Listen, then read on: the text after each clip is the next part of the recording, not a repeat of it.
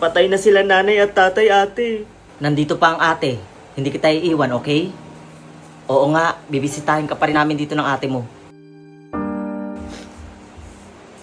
Oh, huwag ka na umiyak. Tignan mo, ang pogi-pogi mo pa naman. Mapangbola ka talaga, kuya. Ganyan mo siguro napasagot yung ate ko, no? Mahal, tara uwi na tayo. Iiwan mo yung kapatid mo? Dito na lang kaya tayo tumira kasama yung kapatid mo.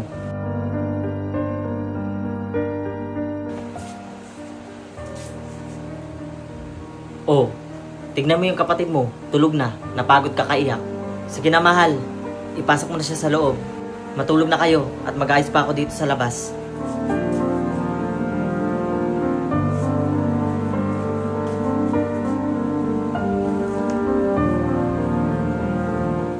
Ang pogi-pogi mo naman.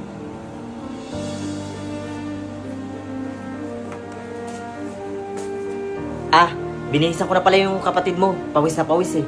Sige, matulog ka na.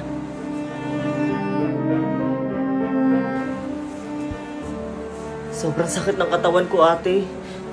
Para akong nalalambot na nanghihina. Baka dinalo ka ni nanay at tatay kagabi. Baka nga po, ate. Uminom ka na ng gamot. Papasok muna ako. Sige, ate, ingat.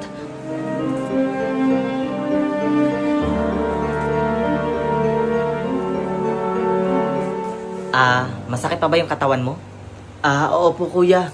Sobrang bigat pa po ng katawan ko. Magpagaling ka na. Tignan mo, payat-payat mo na. Ang pogi-pogi mo pa naman. Teka, kukuha muna ako ng bagong damit mo, ha? Marvin, bunso. Oh, mahal. May dala akong pagkain, oh. Tara, kain muna tayo. Teka. Asa nga pala yung kapatid ko, si Marvin? Nasa kwarto. Kakatapos ng maghilamos. Sige, wait. Tatawagin ko muna yung kapatid ko. Marvin? Bunso! Ayon sa aming investigasyon, hindi pagpapakamatay ang pagkawala ng buhay ng bata. May alam po ba kayo dito? Wala po. Kuya. Shh! Huwag ka maingay. Ang pogi-pogi mo naman.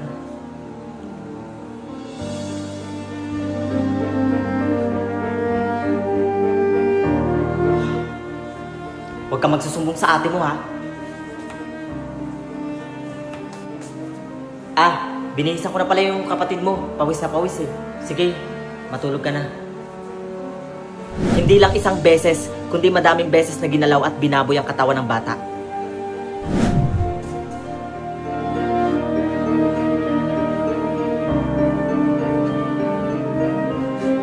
Demonyo ka.